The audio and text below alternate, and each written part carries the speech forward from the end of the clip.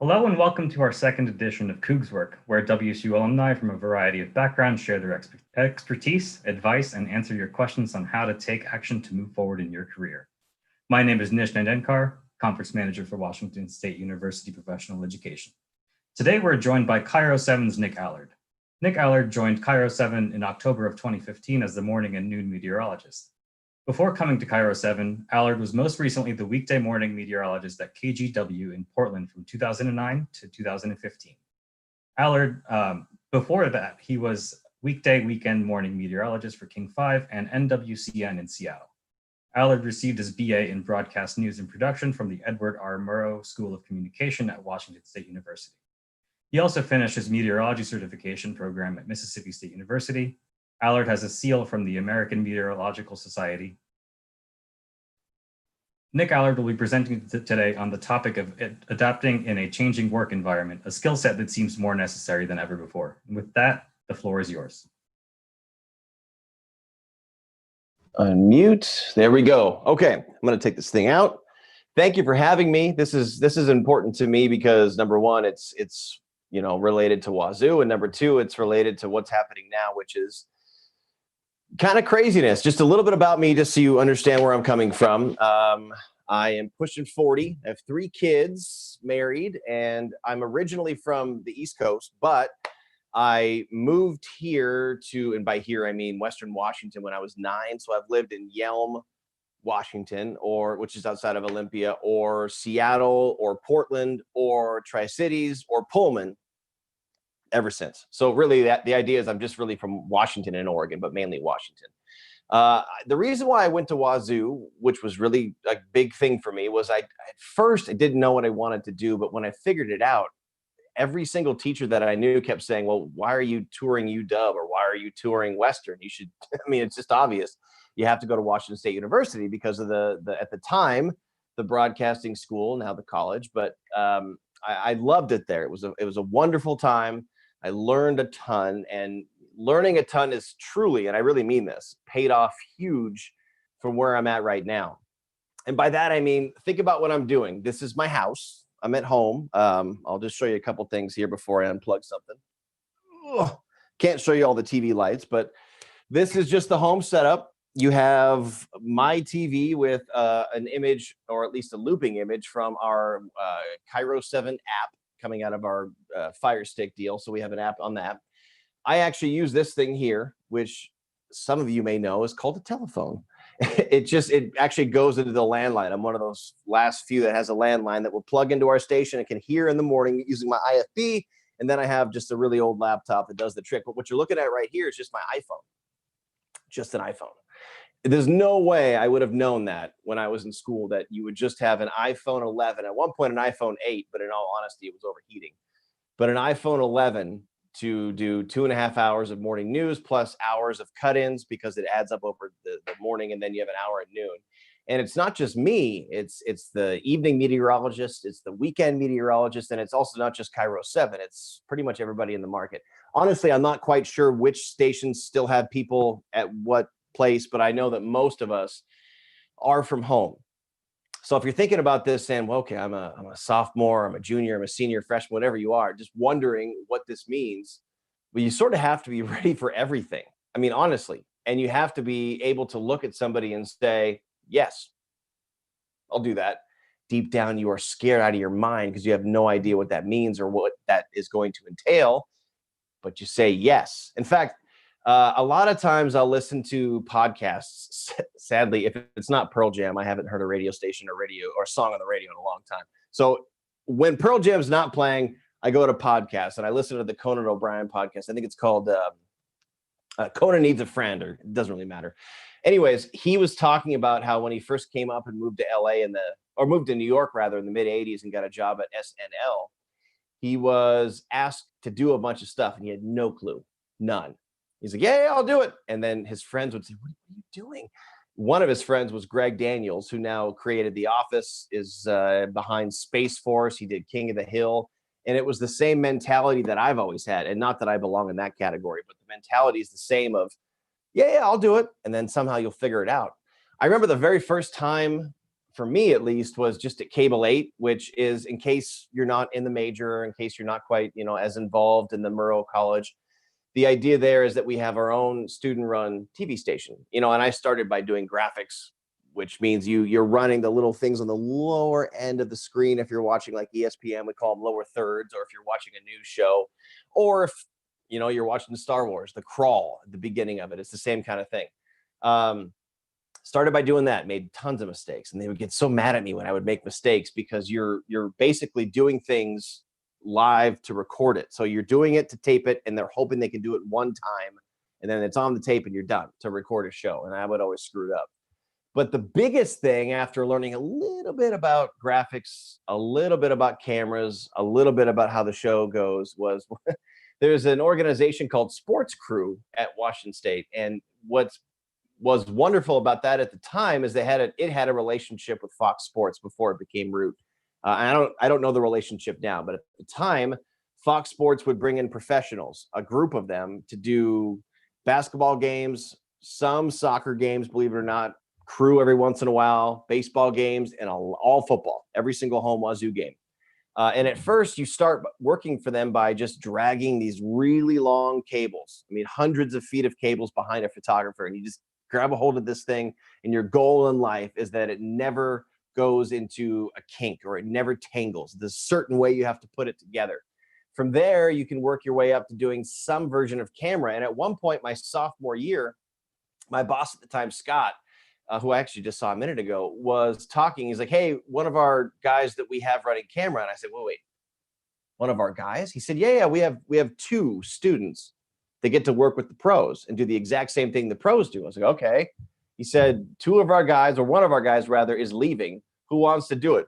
Just raised my hand before he even, and I had no clue what that meant. Not a single clue.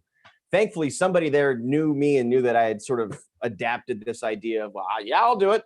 And it just worked out that I got in. Man, I had no idea what I was doing. Seriously, not a clue. And I was mortified, petrified, some kind of fied, whatever else there might be that I can't think of.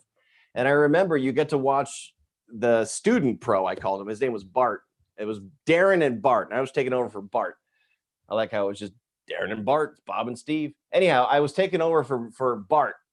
He's like, here, watch this, Rook. I said, okay. And I just watched him for a quarter and a half. He said, okay, it's your turn. What? And all of a sudden, Bart's just off having a smoke. And, oh, okay, I'm doing it. And I remember hearing very quickly if I made a mistake. But the thing was, I learned from that mistake also extremely quickly and didn't want to make it again. And even though I had no idea and my training was so minimal, I mean, really, I'm exaggerating a little bit. They tried as best as you could to get me prepared for that. It was really scary, but I learned so quickly. There is something to be said for, what do they say, getting thrown in with the lions, or there's something like that. Am I saying that correctly? I hope I am. It doesn't work in all situations, but if you're willing to jump into that, if you're willing to try that, you can really get some big rewards out of it. That was the very first time I truly jumped in head first and just learned. And then I did that for the next 3 years, or I guess, yeah, about 3 years, and loved it. And I realize now that, when we were going to the Rose Bowl and we were, playing Ohio State and this and that, that's me. I can go back and watch old games of me recording the game. It was fantastic. And there were plenty of times like that in my career. I remember one time as an intern at CAP 35, KAPP 35 ABC in Yakima. I was in there, and I have a dual emphasis degree, which I think is still a thing, where you could do for the communications degree, liberal arts degree at the time, you could get a split emphasis between broadcast news and broadcast production. And I wanted to know both, because I heard a professor say, don't ever piss off your photographers or your crew, because they're going to hate you forever. That's Marvin, by the way, if anybody's in our major. And so knowing that, I said, okay, I want to do both, jumped into it. And there was a moment where I was an intern for news, where I was going to be on TV, like a reporter, basically. And one of their audio guys didn't show up for the 5 p.m. newscast. And they didn't know what they were going to do, because everybody had a thing. It was back in the day when you had an audio booth, you had somebody writing tapes, you had a technical director pushing the buttons, and then you had a director, and then there was a producer. Now it's typically 2 people and 2 people only. I said, I'll do it. They laughed at me. No, I'm serious. I'll do it. I mean, I had seen the board before. At the time, our equipment was not that far off from some of the old stuff that Cap had. I did it. It worked out for the most part. I will say there was about 40 seconds at the end when I was so proud of myself. I turned everything off. I was like, yes, I did it. And then I realized at the time, you're supposed to put like this 8-track tape in, and it was going to run the news music for the rest of the deal. I pulled it out like 40 seconds early. So it was just like, camera, awkward silence. But I was happy. Besides that, I did a good job. But that also got me on a couple of people's radar, screen. They said, well, you could do this, this, and this. And I said, no, I want to try this. The idea was I just was in their head there at that point. They said, you know what, you can try this. You could do this. You could do this. And I was just willing to say yes to whatever popped up. There were plenty of times when that happened in my first couple of years. But that is funny how it's gone from relatively straightforward TV news, where you have your own gear, you go out and shoot your own news stories. Then I switched to weather. And then from there, we started getting these things called MMJs. So when I was a reporter in the Tri-Cities in 2003 was summer of 2003, I was a reporter for about a year or so before I switched up. I was a one-man band. I had my tripod, I had my camera, I was responsible for editing, everything, writing it. And that was just sort of the norm. But then you went to the bigger markets and it was reporter, photographer. Now we have these things called MMJs, which are called multimedia journalists. And it's pushing into all markets now, not just the quote unquote smaller markets or the starter markets. It's pushing everywhere.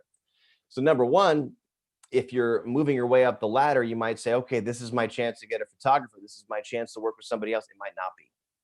Everything you might have been hoping on, you sort of have, or planning or expecting, is changing. So number one, that's a huge thing. Number two, the way that they're structuring newscasts with duopolies, meaning one station owns two, and you're expected to be on Joe TV or the CW, or you're expected to be on, King has one, for example, when I worked at Channel 5. King has Channel 5 and it has Channel 6 or 16, Kong. So when I worked there, we would do a newscast from 4:30 to 7, and then from 7 to 9 on the other channel. And that's becoming the norm. And then all of a sudden, when I was at Cairo after leaving Portland, I'm working for a different radio station, but it's not ours, and there's no pay involved. And I'm not complaining about that, but it's just these sort of fluid shifting duties that you are all going to have to get used to. And now, like I said, we're at home. Here I am. I have a couple of real studio lights. I have my phone. I have an old tripod that's actually mine. I do have an actual microphone, but a lot of what we're doing is sort of piecemeal, but it works. And for me, I felt so comfortable doing it. I know others, not necessarily at my station, but just in the market, it was a different feeling. What are we going to do with this camera? How is this going to work? I said, I'm excited for it. And the reason why I was excited for it is I had this mentality the whole time of, I'll do it. Yeah, I'll try that. Sure, I'll try that. And I usually failed. I failed hard a lot of times. I remember when I was a senior, there was a news anchor at Como 4 in Seattle, Kathy Gertson. She was there forever and ever. In fact, isn't the new building the Gertson building? Is that right? Okay, yeah, I thought so. So the new building is the Gertson building, and she was on Como forever. I grew up watching her channel 4, 5, and 7, which I'm at 7 now, which is cool, by the way. I remember watching Kathy pretty much my entire life from 1990 on, or whenever she started, whenever I started watching. And during my graduation speech, I pretend it was just me, obviously. It was only mine. Nobody else was there. She was saying, and I think it's kind of cliche, but it's also very true, so I've repeated it, is that you have to fail. You really have to mess up. You have to make a mistake. And I tell you, it's so hard to sit in that. It is so hard to say, oh, man, I screwed the pooch, and not try to forget it with a beer or not try to forget it with whatever it might be. Just sit in that and say, okay, that's cool. And then do it right the next time and use what you did by failing to figure it out. Really, most of the things that I learned by breaking or doing wrong first. It's kind of like when something fails and you take it up. At least I do now even. My kids spilled water on our laptop a couple of weeks ago, which was not good. It just fried it immediately. But I took it apart and was trying to figure out, okay, what part could do this? And I realized that Apple's way over my head and it's impossible because it's just not going to happen. But I tried. But the thing is, if you can figure out that little thing that maybe had water spilled on it, if you can adapt to that, because that's the key. If you can figure out ways that your, say for me, for example, your voice, your talent, I hate the word talent, but your persona is going to be used in different areas that you don't work for this station, but it's going to be out there. How can you use that to your ability? How can you use that to your advantage rather? So everything about the world in TV news is changing. It's no longer just get a camera, get a story. Now you're walking around with a backpack full of cell phones and you're walking in the riots in Seattle, which frankly are dangerous. You going to do that? I'm not saying it's bad. I'm not saying it's good. I'm just honestly asking you, are you going to do it? Are you willing to do it? Are you willing to all of a sudden go from driving into, for me, Belltown in Seattle and doing your standard newscasts, coming home? Are you willing to all of a sudden just take over your entire floor downtown or downstairs and make it your home studio? I thought it was fun. And so if you can have that attitude, if you can find a way to say, yeah, and be okay with screwing up and be okay with getting yelled at, but using it the right way. And honestly, I got lucky. I had a lot of good mentors, Scott and Marvin and Glenn and Neil, that not only would point out my mistakes, but also try to help me get better. I think if you can do that, you're going to be set if it's TV news you want. But in all honesty, if it's not TV news, this should apply in all things in life. And I really mean that, because it doesn't matter if all of a sudden you forget how to edit tape to tape, or you only know how to use Avid, you can't use it Premiere or whatever. It doesn't matter. What matters is you're just going to sit there and say, yeah, I'll screw this up, but I'm going to figure it out. Because if they're going to hire somebody, I remember being asked on a job interview once, will you do sports? And I made a big mistake because they wanted to hire me for sports, even though I wasn't doing it. But sports at the time was like my secret love. I wanted to do that. I said no, because I thought I was supposed to be this journalist. And it eventually worked out. But if I had just said, sure, yeah, whatever, get your foot in the door, it would have helped me a lot more. In fact, I remember leaving when I was in school to become a meteorologist, a full-time chief weather gig or meteorologist gig in the Tri-Cities, to come back to Seattle, come to Seattle where, I'm from-ish, to go back down to being a reporter at Northwest Cable News and King 5, leaving the weather gig I wanted and leaving the full-time spot that I wanted and going back down to be a reporter. I wanted to do that, even though I really didn't like reporting. And I'm being honest, I'd love to talk to you about it. If you want to get into journalism, I'll talk you through it. For me, it wasn't my deal. It's nothing against it. It just wasn't my thing. But I went back to it because I knew I wanted my foot in the door there. There was a moment where my brother told me, when I said, hey, I think I'm going to leave this job. He said, they're willing to double your salary to stay. I said, yes. He said, and you're going to leave what you're in school to study, which is meteorology. Yes.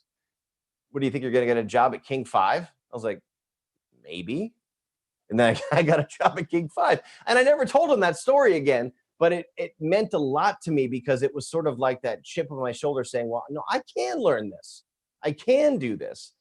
And I know at the end of the day, that might sound like Matt Foley, motivational speaker, saying, you can do it, you can do it. But the truth is, and that's an old SNL reference for everyone that's way, way, way younger than me. The truth is, if you're just willing to say, sure, I'll give it a shot, or say, yeah, why not? I'll figure it out. I know how to do that. You're going to do fine. Honestly, that is the key, is just trying. And also pretend you're very, very confident. Because things are changing constantly. And if you pretend you know what you're doing, you're going to do just fine, because you'll figure it out.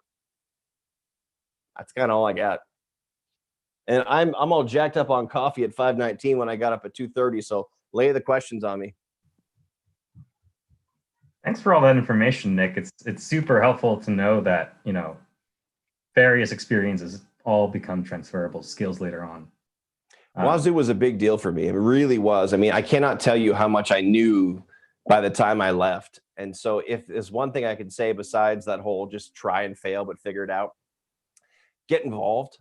Because if you graduate from Wazoo, and I don't want to get your hopes up or dash your hopes or whatever it is if you're a senior and you haven't done this, but if you're at Washington State University and you can get involved, do it, because it's the people that get involved and choose to set themselves apart that will be set apart and do well. Okay, so let's move on to our Q&A period. Had a submitted question. What is your favorite weather phenomena and why? Ooh, I think I never want to go with severe weather because that's so dangerous, but I'm fascinated by a severe thunderstorm and the fact that there's rotation and how it can lead to, specific kinds of downdrafts. It can lead to the creation of cold fronts. It can lead to tornadic activity. And I'm super fascinated into like what goes into, I remember learning about something called vorticity, which is just the ability of air to spin in a simplistic fashion, really, as it rises up, trying to figure out what part of a storm is the dangerous part, what part of the storm is going to rise up and be a thing, what part of the storm is going to fall apart and do this and that.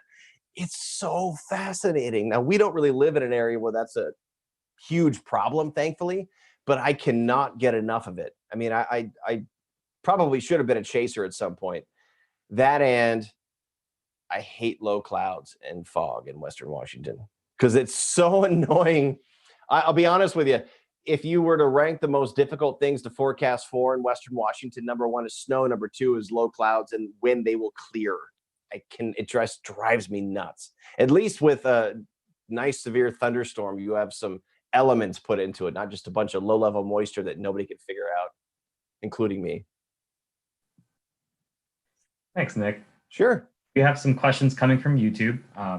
First one being, what do you think will be some of the next challenges facing media? Well, I was trying to think about that.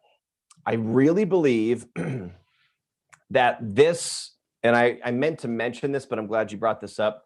I think this work from home has really opened the eyes of management and of bigger companies. Now, I'm not speaking from experience. I have not seen an email. I've not seen anything from my company. I love my company. I'm not saying anything negative or anything about that. Brought to you by Pepsi. What I'm saying is, I think my guess is this has opened the eyes of a lot of companies saying, so wait, he's just on an iPhone? Yeah. Because there are a lot of stations, markets, cities that have unions, and they should, and that's a good thing. And there are photographers for this, reporters for this, editors for this, and I love that. I'm just worried about where this might lead companies to say, he kind of did that all by himself. I don't know. Again, nothing has come out that says that's what we should look out for, but I really wonder where that will take us. So if there's a second part to that is, how do I sort of stay on the wave or not fall off the board or whatever it might be, just say yes. Not to salary cuts or I'll do anything. More like I'm willing to adapt. I'll try that or this. I can figure this out. There's going to be something different than you're used to. Say, sure, let's try it. Now, there's always a limit. You have to know which hill you want to die on, but it's worth trying until you feel uncomfortable, because a lot of things will change. Your role will be very, very different. I mean, it's already become so different, even a digital side compared to what I did 20 years ago, or for me, almost 17 years ago, which is nuts. Sad. Our next question from YouTube is, why a meteorologist? What do you enjoy most about the work? I'll tell you what started me, and I'll be honest. When I was in school, I could not read the prompter to save my life. Truly. I mean, it was just this uncomfortable, it wasn't good. And I remember we had two anchors, we had sports and we had weather. And then there was a producer, and then somebody at the time, somebody would run prompter. We didn't always have it. Glenn at the time wanted to make sure you could read from script. So the point is, we all had roles. If you were on air, there were reporters and everything else. I would switch people to go over to the weather wall because I could ad lib like nothing. I mean, it was just easier for me. So as much as I want to say my love of science and this and that brought me to it, honestly, what brought me to it to begin with was the fact that I could talk and I didn't need the prompter. Now, honestly, there've been plenty of times where the anchor's been sick or had a coughing fit, and I'll just take over for a block or two, and it's fine. You wouldn't be able to tell the difference. But at the time, it was as simple as, oh man, I can just talk. For me, though, then I realized rather that I could do a little more or have a little more personality, and then I could also just bring in fun science. So it started with something as simple as I'm just better at it than I am at reading the scripts. And then it became this way to show off what I know. And it became this way to show off a little bit of me. So I wish I could say it started off from like a Bill Nye perspective, but it didn't. Okay, our next question from YouTube. How did the connections you made at WSU, either friends, mentors, or professional connections, help you grow your career? Huge. I remember after about 6 months of my first market calling my head production professor and just saying, man, I'm lost. I can't write a script that my anchors won't destroy. I can't do this. I can't do that. And he wrote me this huge thing about how baseball players fail. You know, they if they're lucky, they're going to hit 3 out of 10. So they fail 7 times out of 10. And he just kept my head in the game and said, you can accept this failure to make yourself better. The connections in that regard were huge. But I remember just the Wazoo network is huge. My first job in Seattle, I got a call from a buddy who I hadn't talked to in, at that point, 3.5 years. And we were friends. We weren't super close, but we were friends. We had the same, at the time, I think it's still this way. There's 455, which is the head production class, and there's 465, which is the head news class. He and I were both in 465 together over the summer. And he was great. He was better than I was. And he gave me a call one day. He was a producer at Northwest Cable News in Seattle, which used to be a 24-hour network that was associated with BELO, meaning King 5, Creme 2, KGW, and was it KTVB in Boise? I think that's right. Anyhow, it was based in Seattle in the same building as King 5. He gave me a call one day and said, hey, I just put your name in the running for a job. I was like, what? And mind you, I had just come off of being a runner-up for a job at KXOY in Spokane. They hired a morning meteorologist who was a full-blown meteorologist. I wasn't quite done with school yet, but she hadn't been on TV yet. She was fired 6 months later. But after that, then I got this call from my friend Clint Boxman, who's now a financial advisor, who I would happily recommend for you. He told his boss at the time, hey, you have an opening for reporter and fill-in weather. I know a guy that could do this. And I hadn't talked to him in 3.5 years. And I said, well, what made you think of me? He's like, I just remember you from school doing this, this, and this. I got that job. And then 3 months later, I'm full-time weather there. And then 6 months later, I'm morning weekends at King and 3 days a week for cable. It's amazing how I never expected that. Put it that way. I never expected it, but the Wazoo network is huge. From LA to Washington to anywhere you want to go, there is a Coug that could help you. If they're at a station you're interested in, find out if there's a Coug there. I guarantee you they will say, okay, well, I'll put your tape at which now is what, a YouTube link. Put your YouTube link at the top somehow, but they will find a way. Thanks, Nick. It sounds like the network at WSU and the Murrow College of Communication is huge and tightly knit. Yeah. We're all super proud of it. Yeah. How would you encourage colleagues to share the same excitement and attitude when there is unwanted or unexpected change in the workplace? See, that's a very good question. It depends on. See, the interesting thing is, if you look at people that have been in the station, business, market, whatever, for a long time, you might assume they won't change. They're just going to be resistant to it. I've actually kind of noticed the opposite, where people I've been in Cairo now for 4.5 years. Before that, I was in Portland for 6. Before that, I was in Seattle for 3+. Before that, Tri-Cities. So I've been doing this now, like I said, about 17 years. There are some people that have way more tenure than I do that are the ones killing me on Instagram. Killing me. So I think the idea there is, again, just be willing to say, okay, well, let's give it a shot. I mean, maybe this will be my thing. Or what I like to do is so maybe there's one thing that bugs the heck out of you, right? I mean, there is always going to be one thing, 10 things, who knows how many things. There's got to be a way you can morph that into something you're interested into.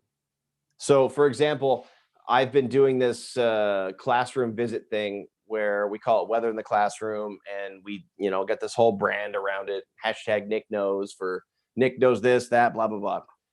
Well, we don't have any school right now, so we've switched it a little bit to find a way to get people to send things in. That's sort of phase one, and then we have 2 or 3 more phases coming in behind that get viewers involved. They're sending pictures, they're sending clips, they're sending sound bites. I think there's always a way you can say, oh man, we're going to be at home. You could find a way to make that interesting to you, which then also promotes you, might promote what you're personally interested into. So there are plenty of ways you can do it. And I don't know what it is. You have to look at it and say, what do I like about this? What do I hate about this? What would I hate about this and what would I change? Use that. Just be flexible, I guess. I mean, somebody told me this a long time ago, and it's cliche, but it's true, is adapt or die. Truly. Technical difficulties are in this day and age. Oh, say that again. I couldn't hear you. I actually lost you. I just said technical difficulties are quite common these days. Oh, yeah. Working from home. Yeah. As we approach 2050, what are some of the important changes to our atmosphere that we should be aware of? Oh, you mean like climatologically? Yes. Oh boy, that's a hot topic. I'm not allowed to take a side officially, but get some sunblock and watch the coastlines. I've already noticed a lot of things different from when I was a kid around here, where you might get a week of 80s in August, possibly July, whereas now we're getting them in May, we're getting them in June, we're getting it. But here's what I would say to that, to play it safe, and I don't like to play it safe, but I have to play it safe, is read the literature. There's so much good information that is put into perspective for anybody to read. And, don't worry about the SST anomaly or which phase of the Nino. Just read about what the temperatures are doing. Read about how that could impact us climatologically. Read about the differences over the last 10 years here. Read about the differences over the last 20 years. There's a lot of good information that you should read. I'm just not one of the leading climatologists that could say this is what's happening, but I hope that I've hinted at where I think is what's happening or what is happening. I'm not allowed to have a side, which I know is lame, but true. Okay. Can you talk about the importance of writing in a communications department? Yes, that's so huge. I will still correct some producers and reporters here. Active writing. What's happening now? That's key. So let's just say there's a fire. The fire was not put out by firefighters.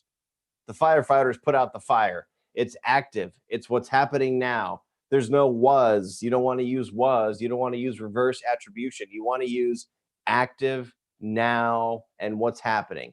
And the good thing about this style of writing is it requires fewer words. Honestly, it's a lot easier.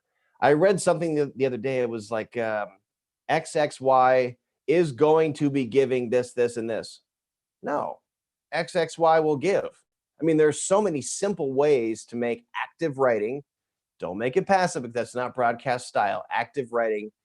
And if you can master that, I promise you, you will make your first news director, your second news director, every news director so, so, so happy. Also, if you can count the number of something, it is the number. It is not the amount. The amount of water, the number of buckets. You don't say the amount of buckets. You can count the number of buckets. If you can count the number of something, you say fewer or less. Learn the difference between fewer, less, number, amount, there. Well, honestly, 2, and 2. It sounds pathetically simple, but it's true. You need to learn those things.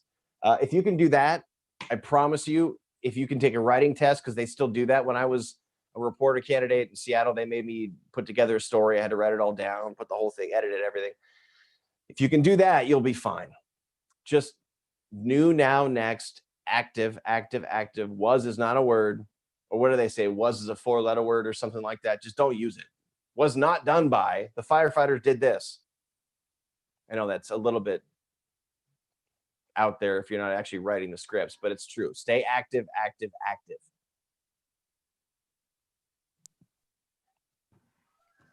Okay, I think we have a more question from YouTube. Adaptability is extremely important, especially today. What advice do you have for recent graduates looking to start their careers? Be okay starting small. That's totally fine. I made 18 grand on my first job, and I had a shared studio apartment with my buddy from college. In fact, I had 2 buddies in college, from college rather, that were both in the same market. One was in my apartment because we shared a studio. The other one was next door. Be willing to do that. Accept that your first couple of jobs are not about the money, not even close, not even a little. Seriously, let that sink in. That's scary, but you're not going to make any money at all. But I cannot tell you how important that first market was. Every single reporter, well, most at least, from every station in town, which for me at that point was just 3 stations. We were all broke. We were all in a community. We all played flag football. We'd all go out for beers, whatever it was. We were all friends. And we all learned what you're supposed to do to survive. And then people started slowly making it higher and higher and higher. And you have this group, you have this network of people that stayed in that can help you. You can help them. And then you have groups from their groups that all of a sudden contact you. But be okay with the fact that your first few jobs, I think, at least the first couple, not going to make you squat. It's not about that. You're not going to be a main anchor. And if you are, even then you won't make a lot. It's more about getting your stripes, being okay with that. Now, there have been some people that have gone from, say, Pullman to Spokane or Pullman to Seattle, and more power to them. I know a couple of them. They're great.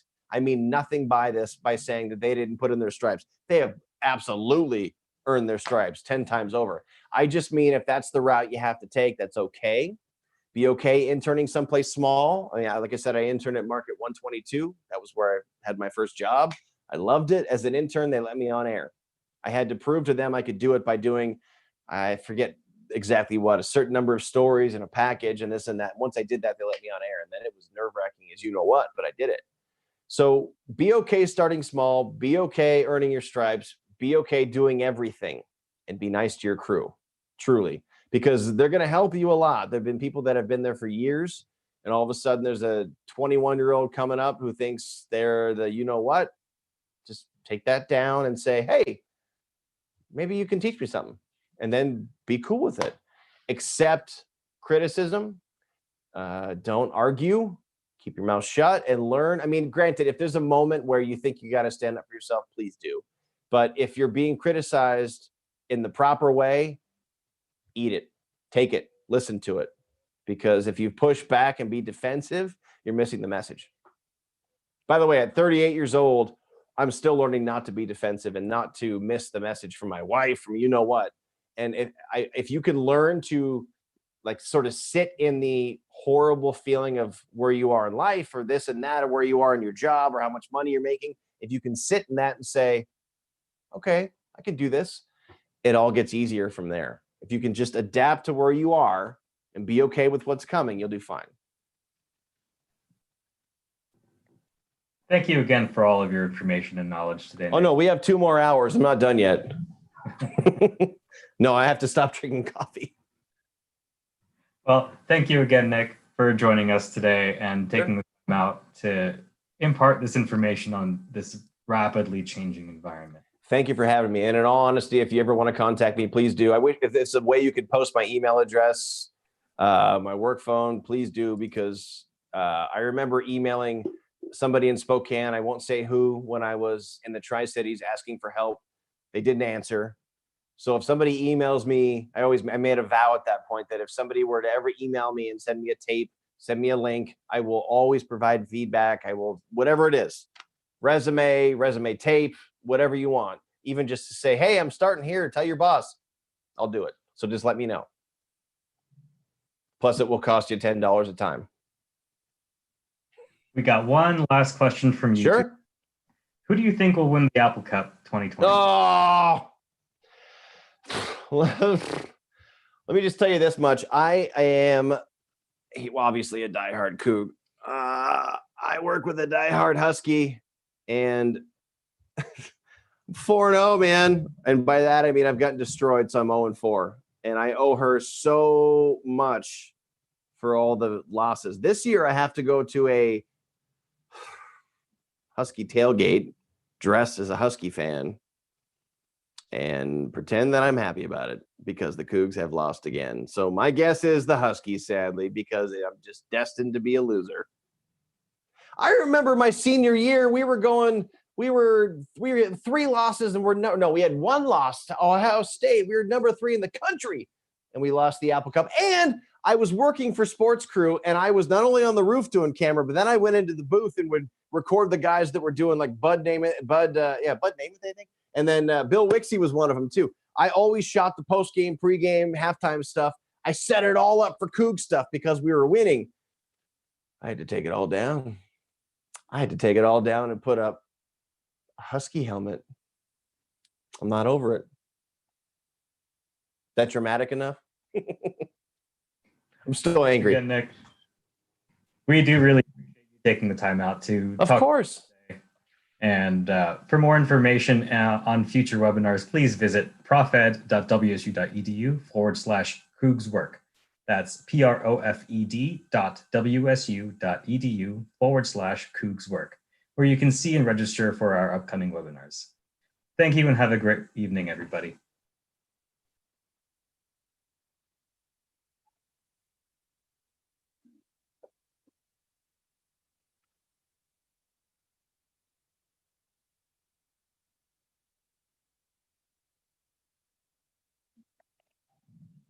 You guys still there? Oh, they're probably gone. Hello. Well,